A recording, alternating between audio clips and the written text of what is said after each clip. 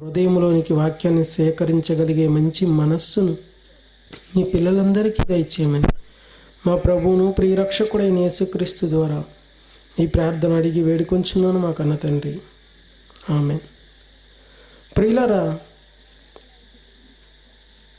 మనం ఈరోజు నేర్చుకోబోయే అంశము లేదా పాఠము పేరు, శ్రద్ధగా వినండి ప్రియులారా.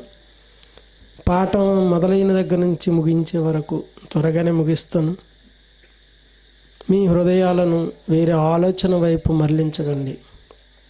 ఎందుకంటే మళ్ళీ ఈ అవకాశం అనేది మీకు మాకు ఇక్కడ వస్తుందో లేదో అనేది చెప్పలేం. ఇందాక తమ్ముడు అన్నట్టుగా వెళుతూ వెళుతూ ఏదో ప్రమాదంలో చనిపోవచ్చు, అది మన చేతుల్లో లేదు. కాబట్టి ప్రియులారా, దేవుడిచ్చినటువంటి అతి విలువైన సమయాన్ని మనం దేవుని యొక్క వాక్యము తట్టుకే మన హృదయాలను తిప్పుదాం, నేర్చుకుందాం, ఆలోచిద్దాం. పాఠం పేరు ఎవరైనా పుస్తకం పెన్ను ఉంటే రాసుకోండి, లేదంటే మీ హృదయం అనే పలకల మీద రాసుకోండి. మహోన్నతుని మహిమను తెలిపిన లేదా వివరించిన మహనీయుడు. మరొకసారి చెప్తాను ప్రియుల, మహోన్నతుని మహిమను తెలిపిన మహనీయుడు. మహోన్నతుడు అంటే ఎవరు ప్రియులారా?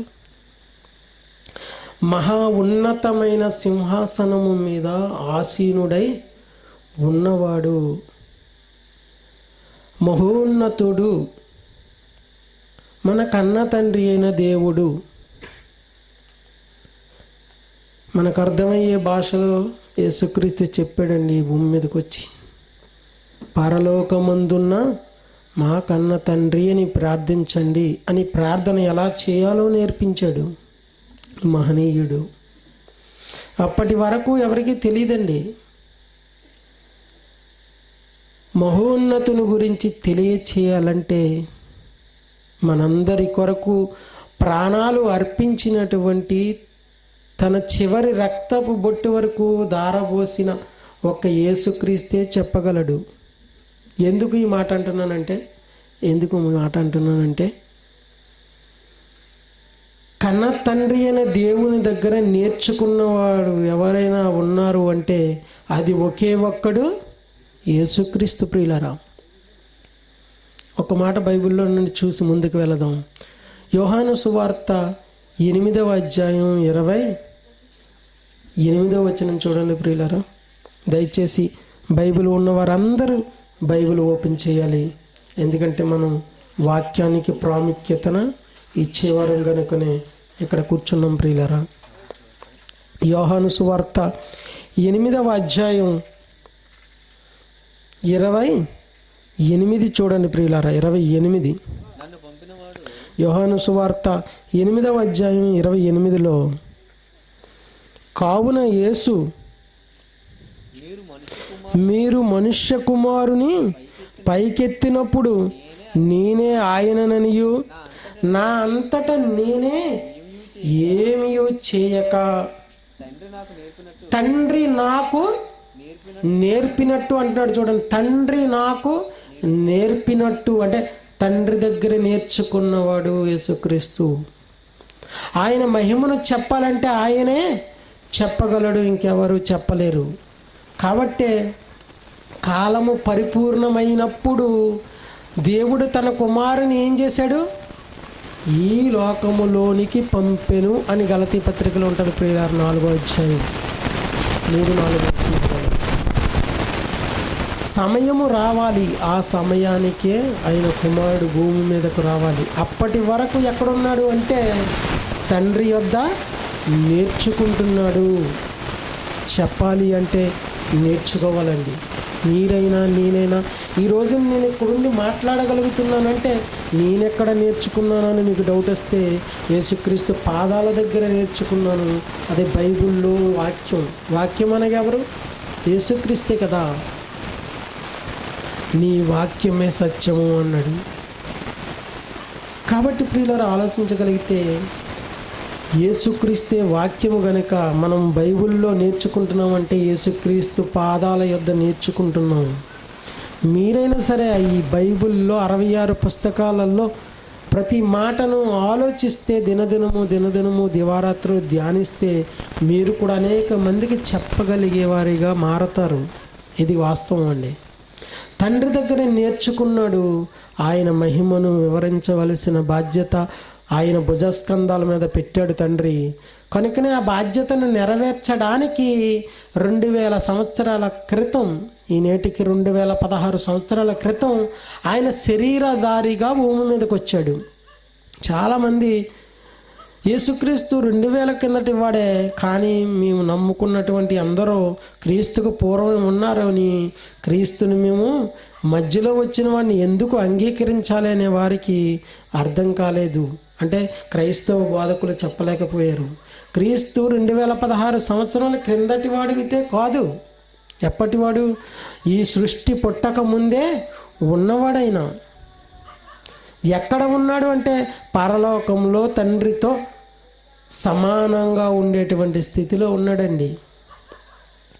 అటువంటి భాగ్యాన్ని విడిచిపెట్టకూడదు అని ఎంచుకోలేదు అని రాశాడు ఫిలిప్పీ పత్రికలో పౌలు ద్వారా.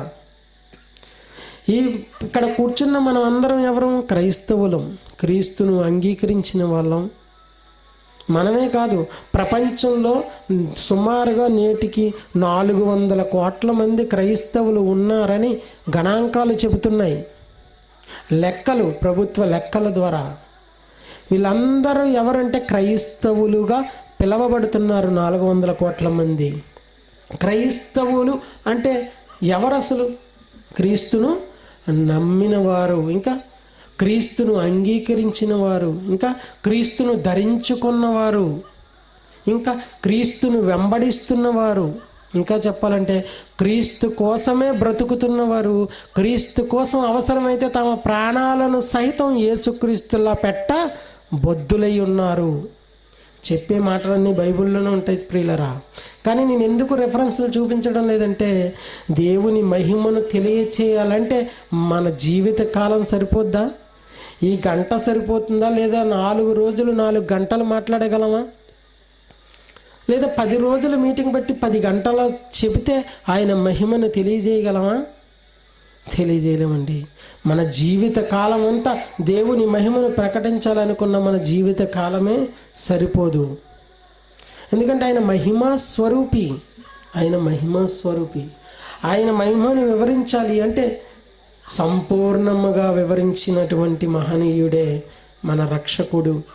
మనందరం తండ్రి యొద్దకు చేరడానికి మార్గమైనటువంటి ఆ మహనీయుడు. ఇది అర్థం కాలేదు కనుకనే చాలామందికి యేసుక్రీస్తు నిన్న మొన్నటి వాడు అంటే మౌనంగా ఉన్నారు చాలామంది. కానీ ఆయన ఈ భూమి పుట్టక ముందే ఉన్నాడు అని సామెతల గ్రంథం 8వ అధ్యాయం 22 నుంచి 26 వచనాలు మీరు ఇంటికి వెళ్ళి చదువుకుంటే అర్థమవుతుంది. ఈ భూమికి పునాదులు వేయబడక మునిపే, సృష్టి ఆరంభముకు ముందే ప్రథమమైన దానిగా దేవుడు నన్ను కలుగజేసెను అని సామెతల గ్రంథం 8వ అధ్యాయం 22 నుంచి 26 చదువుకోండి ప్రియులరా. అంటే యేసుక్రీస్తు 2016 సంవత్సరాల క్రితం పుట్టినవాడైతే కాదు, తండ్రితో ఉన్నాడు. సృష్టి పుట్టక మునిపే, ఈ భూమి కలగక మునుపు, ఈ ఆకాశం నక్షత్రములు లేనప్పుడే ఉన్నటువంటి ఆయన, ఆత్మగా ఉన్నటువంటి ఆయన, కాలము పరిపూర్ణమైంది కనుక ఏమన్నాడు దేవుడు? తన కుమారుని ఈ లోకములోనికి 2016 సంవత్సరాల క్రితం సశరీరుడిగా భూమి మీద శరీరధారిగా ఆ వాక్యమే వచ్చింది అని యోహాను సువార్త చూడండి ప్రియులరా. యోహాను సువార్త 1వ అధ్యాయం 14లో ఏమన్నాడంటే, యోహాను సువార్త 1వ అధ్యాయం ప్రియులరా, యోహాను సువార్త 1వ అధ్యాయం త్వరగా చదివితే 14వ వచనం, ఆ వాక్యమే శరీరధారి అయి కృపాసత్య సంపూర్ణునిగా మన మధ్య నివసించడానికి, ఆయన మహిమను వివరించడానికి, ఆయన ఔన్నత్యాన్ని, ఆయన గొప్పతనాన్ని, ఆయన ప్రేమను, ఆయన వాత్సల్యమును, ఆయన కృపను తెలియచేయడానికి వచ్చాడు ప్రియులరా. దేవుని మహిమను ఎంతని వివరించగలం? ఈ రోజున ఒక శాస్త్రవేత్త సృష్టిలో దేవుడు పెట్టిన దానిని దేనినైనా కనుగొంటే కొత్తది, ఒక విమానాన్ని కనుగొన్నారని వైట్ బ్రదర్స్ని గొప్పగా చూసింది ప్రపంచం, ఉన్నతమైన శిఖరాల మీద నిలబెట్టింది. అలాగే ఒక్కొక్క శాస్త్రవేత్త దేవుడిచ్చిన జ్ఞానముతో తెలివితో వారు సృష్టిలో ఉన్నటువంటి దానినే ఉపయోగించుకుంటూ పదార్థాన్ని, మెటీరియల్ అంటారు, మట్టిలోనే పెట్టాడు అన్ని, భూమి మీదే కదండి. మనకి ఏది దొరుకుతుందన్నా అది ఎక్కడ నుండి రావాలి? భూమిలో నుండే కదా రావాలి. భూమిలో ఏం పెట్టాడంటే ప్రతి మనిషికి అవసరమయ్యే, మొదటి మనిషి పుట్టిన నాటి నుండి ఈ సృష్టి అంతమయ్యేంత వరకు ప్రతి మనిషికి అవసరమయ్యే ఎన్నింటినో భూమిలో నిక్షిప్తం చేశాడు. అవి వజ్రాలంటావా, వైడూర్యాలంటావా, మనులు మాణిక్యాలంటావా అని ఇష్టం. ఒక్కొక్క శాస్త్రవేత్త ఒక్కొక్క దానిని కనిపెట్టాడు. ఇవన్నీ ముందున్నవంటే లేవు. కరెంట్ ఒకప్పుడు ఉందా? లేదు. థామస్ ఆల్వా ఎడిసన్ అనే ఒక శాస్త్రవేత్త బల్బును కనుగొన్నాడు. చదివిన వారికి బాగా అర్థమవుతుంది. సైన్సు అనగానే గొప్పగా చూస్తుంది నేడు ప్రపంచం. సైన్స్ పుట్టుకకు కారణమైన దేవుణ్ణి, మహిమను, ఆయన గొప్పతనాన్ని వివరించేటువంటి బోధకులు మనకు కరువయ్యారు ప్రియులరా. ఏదో సరదాగా జోకులు వేస్తూ, నవ్విస్తూ, గంతులు వేస్తూ చెప్పేటువంటి వారి మాటలకి ఎక్కువ ప్రాధాన్యం ఇస్తుంది ఈ రోజున క్రైస్తవ్యం. సత్యవాక్యాన్ని స్వీకరించాలన్న మనసు తక్కువగా ఉంటుంది. అది యేసుక్రీస్తు ఈనాడో చెప్పాడు. ఇరుకు ద్వారమున ప్రవేశింప పోరాడి అనేకులు ప్రవేశించాలని చూస్తారు, కానీ అది వారి వలన కాదు, సాధ్యం కాదు. యేసుక్రీస్తు అంతటి మహనీయుడే చెప్పిన తర్వాత సత్యవాక్యానికి చెవినిచ్చేవారు వేల మందిలో ఉంటారంటే మనం ఉంటారు అని అనుకోవడం మన పొరపాటు, అవివేకం. ఇక్కడున్న కొద్దిగా ఉన్న మీరు వాక్యానికి, సత్యానికి విలువిచ్చారు కనుకనే ఈ రోజున ఎంత చలిలో దేవుని మాటలు వినాలనేటువంటి ఆసక్తి మీలో ఉంది. దానిని బట్టి దేవుడు మిమ్మల్ని ఎంతగానో ఆశీర్వదిస్తాడు. ఒకవేళ ఈ లోకంలో మనల్ని ఏదో కలుగజేసి ఆశీర్వదించపోయినా ఉన్నతమైన లోకానికి మనల్ని స్వీకరించడానికి సిద్ధంగా ఉన్నాడు. వింటున్న ఈ మాటలను బట్టి మన బ్రతుకులను రేపటి నుండి మార్చుకోగలిగితే ప్రియులరా, కాబట్టి బాగా ఆలోచించగలిగితే దేవుని మహిమను వివరించగలిగినటువంటి ఏకైక వ్యక్తి ఒకే ఒక్కడు యేసుక్రీస్తు అని ఖచ్చితంగా చెప్పక తప్పదు ప్రియులరా. దేవునికి ముందే తెలుసా అంటే తెలుసు కదండి. భవిష్యత్తును తెలిసినవాడైన దేవుడు భవిష్యత్తును తెలిసినవాడే. అందుకనే యేసుక్రీస్తు బాప్తిస్మం పొంది ఒడ్డుకు రాగానే ఒక మాట అన్నాడండి దేవుడు. ఒక మాట ఏమన్నాడో తెలుసా? మీకు అందరికీ తెలిసి ఉంటుంది. మత్తయి సువార్త 3:17లో, ఇదిగో ఈయనే నా ప్రియ కుమారుడు, ఈయన అందు నేను ఏం చేస్తున్నాను అన్నాడు, ఆనందించుచున్నాను అని ఈ మాట చెప్పేసరికి యేసుక్రీస్తు అప్పుడే బాప్తిసం తీసుకున్నాడు. పరిశుద్ధాత్మ పావురం రూపంలో ఆయన భుజాల మీద వాలింది. అలా వాలగానే ఆయన పరలోకమందు ఆకాశము నుండి ఒక శబ్దము వినబడింది అని రాయించాడు. అంటే అప్పటికి యేసుక్రీస్తు ఇంకా బోధను ప్రారంభించలేదు, సమాజంలోనికి వెళ్ళలేదు. బాప్తిసం తీసుకున్న 30 సంవత్సరాల వయసులో తీసుకుని అతి తక్కువ కాలం 3.5 సంవత్సరాలు మాత్రమే బ్రతికాడు. తన 30వ ఏట బాప్తిసం తీసుకొని 3.5 సంవత్సరాలు దేవుని యొక్క మహిమను వివరించడంలో అలు పెరుగని మహాయోధుడు, ముల్లోకాల చక్రవర్తి, దేవుని యొక్క మహిమను వివరించగలిగినటువంటి మహనీయుడు అని మనం మాట్లాడుకుంటున్నాం. మన టైటిల్ అదే. అంటే దేవునికి ముందుగానే తెలుసు. ఈ రోజున ఇక్కడున్న మనం కూడా మనం చనిపోయే లోపు దేవుని మహిమను వివరించగలమో లేదో ఆయనకు ముందుగానే తెలుసు. నేను వివరించగలనా లేదా, మీరు వివరించగలరా లేదా, భవిష్యత్తుని ఎరిగినటువంటి కన్న తండ్రి. కాబట్టి యేసుక్రీస్తు గురించి ఎందుకు ఆ మాట అన్నాడంటే, ఖచ్చితంగా నా కుమారుడు 3.5 సంవత్సరాల అతి తక్కువ ఆయుష్కాలంలోనే తన పనిని సంపూర్ణంగా నెరవేర్చి నన్ను మహిమపరచగలడు అని కన్ఫర్మ్ అయింది. నా ఆశను, నా ఆశయాన్ని, నా ఆలోచనలను భూమి మీద నెరవేర్చగలడు అని నమ్మకం కలిగింది కనుకనే ప్రారంభించలేదు ఇంకా సువార్తని. కానీ ఆయన మహిమను వివరించడం, తెలపడానికి మొదటి అడుగు వేయక ముందే బాప్తిస్మం తీసుకున్న వెంటనే చెప్పాడు. కానీ మనం చనిపోయే లోపైనా మన గురించి ఆ మాట చెప్పగలడా దేవుడు? మీరు ఆలోచించండి. చెప్పలేడండి. ఎందుకంటే మనం ఆయనకి ఎన్నటికీ సాటి కాలేము. ఆ మహనీయుడు ఎక్కడా, మనం ఎక్కడా?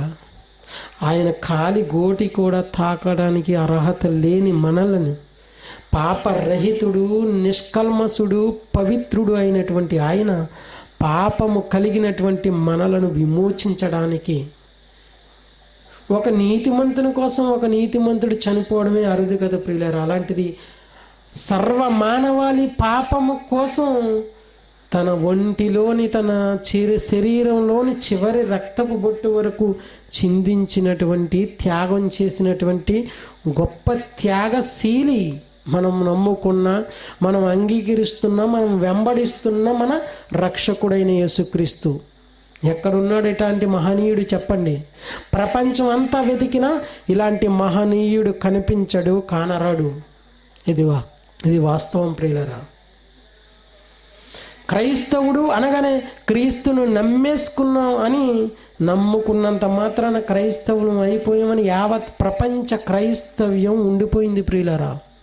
క్రీస్తును నమ్ముకుంటే క్రైస్తవులు కాదు, క్రీస్తును వెంబడిస్తేనే క్రైస్తవులు.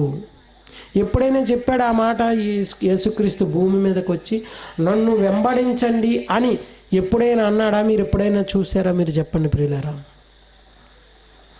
చూడాలి బైబిల్ ప్రతి మాట, పిన్ టు పిన్, ప్రతి మాట ఆలోచించుకుంటూ వెళ్ళాలి ప్రియులారా. ఏదో గుడ్డిగా చదువుకుంటూ ఈరోజు 10 అధ్యాయాలు పూర్తి చేసేద్దామని కంగారులో చదువుకుంటూ పోతే అర్థమయ్యేదైతే బైబిల్ కాదు. అలా అర్థం కావాలంటే మనుషులు రాసిన కథల పుస్తకాలు అర్థమవుతాయేమో. పరిశుద్ధాత్మ ప్రేరణతో రాయబడినటువంటి మహాజ్ఞానం, దేవుని లోతైన జ్ఞానం, ఆయన యొక్క సత్యము లోతులలోనికి వెళ్ళాలి అంటే నీకు కూడా పరిశుద్ధాత్మని సహాయం ఉండాలి. చదువుతున్నప్పుడు నీ మనోనేత్రాలు వెలిగింపబడాలి, నీ కన్నుల నుంటివి పొరల వంటివి రాలాలి. అప్పుడు మాత్రమే మనకు దేవుని యొక్క దివ్య జ్ఞానము, ఆయన యొక్క మహిమ యొక్క లోతు అర్థమవుతుంది ప్రియులరా. ఆయన ప్రేమ యొక్క లోతు అర్థం చేసుకోవడం అంటే మన జీవిత కాలమే సరిపోదు, వివరించడానికి కూడా మన జీవిత కాలం చాలదు. మార్కు సువార్త 1వ అధ్యాయం 17వ వచనంలో యేసుక్రీస్తు అన్న అద్భుతమైన మాటను మనం చూడాలి ప్రియులారా. ఈ సందర్భంగా ఆయన నన్ను నమ్ముకోమన్నాడా లేదా ఇంకేమైనా అన్నాడా మనకు అక్కడ కనబడుతుంది. నన్ను నమ్ముకుంటే చాలు అని ఆనాటి సమాజానికి చెప్పాడా లేదా ఏం చేయమన్నాడో మనకు అక్కడ కనబడుతుంది ప్రియులారా.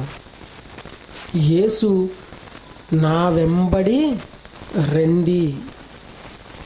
అక్కడ చేపలు పడుతున్నటువంటి జాలర్లను చూసి అన్న మాట ప్రియులరా, మీరు నా వెంబడి రండి, నేను మిమ్ములను మనుష్యులను, మీరు ఇప్పుడు చేపలను పట్టే జాలర్లు కానీ నేను మిమ్మల్ని మనుష్యులను పట్టు జాలరులనుగా చేస్తాను అన్నాడు మార్కు సువార్త 1వ అధ్యాయం 17వ వచనంలో.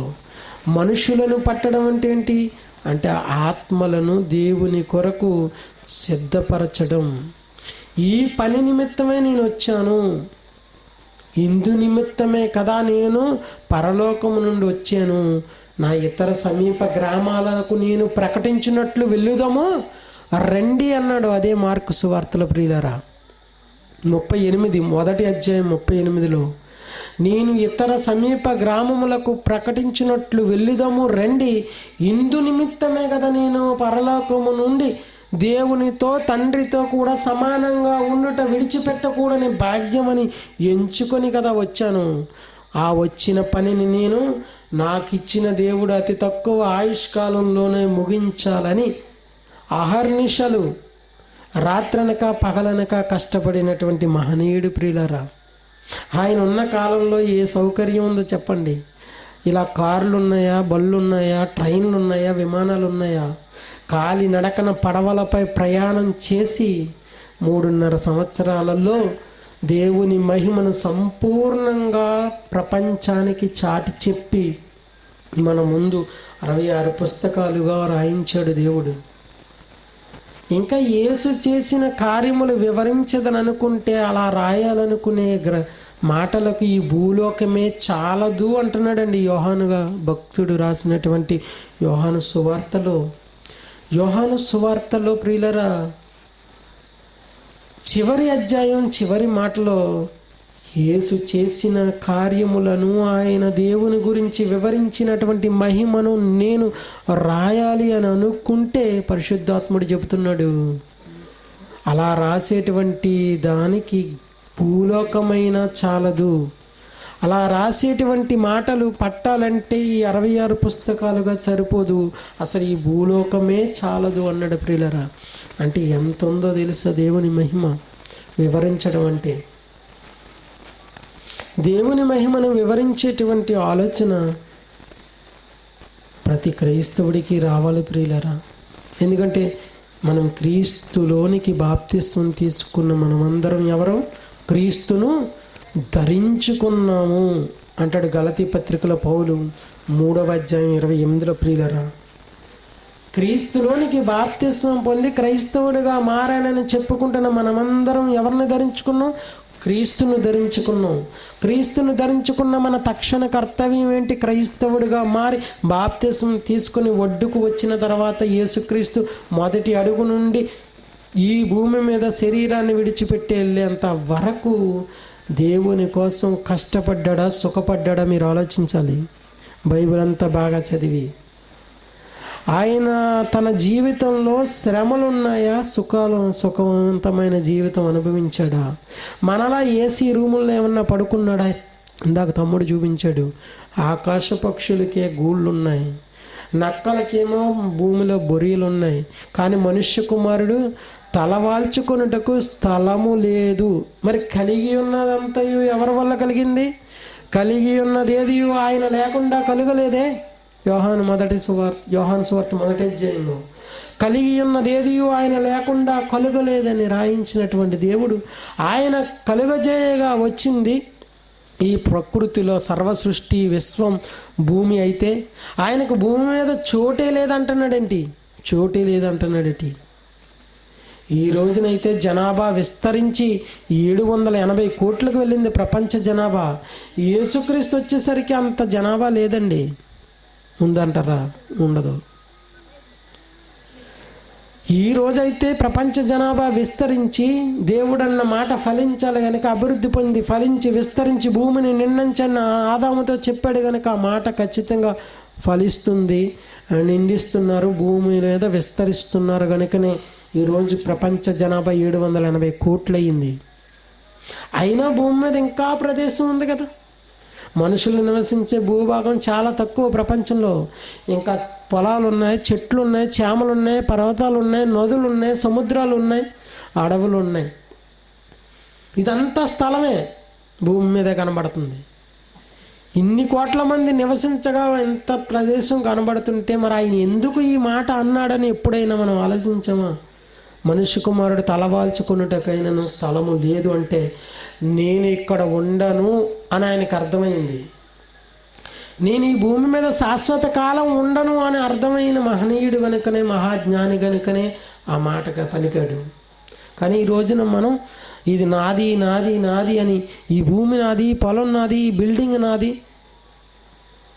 ఈ ధనం నాది, ఈ అధికారం నాది, ఈ హోదా నాది, అంతస్తు నాది నాది నాది అనుకుంటున్న మనిషికి ఏది నీది కాదు అన్న సంగతి అర్థం కాలేదు. కాబట్టే యేసుక్రీస్తుల మాట మనం అనలేకపోతున్నాం ప్రియులారా. ఏనాటికైనా ఈ భూమిని విడిచిపెట్టి వెళ్ళిపోవాలని తెలిసింది కనుకనే నాకు ఈ భూమి మీద చోటు అవసరం లేదనుకున్న మహనీయుడు కనుకనే నాకు స్థలము లేదు అన్నాడు. కానీ వాస్తవానికి ఇదంతా ఆయనదే, సృష్టి అంతా ఆయనదే, ఆయన వలన కలిగినదే. కలిగి ఉన్నది ఏది ఆయన లేకుండా కలుగలేదు. సమస్తము ఆయన మూలంగా కలిగి ఉన్నాడు.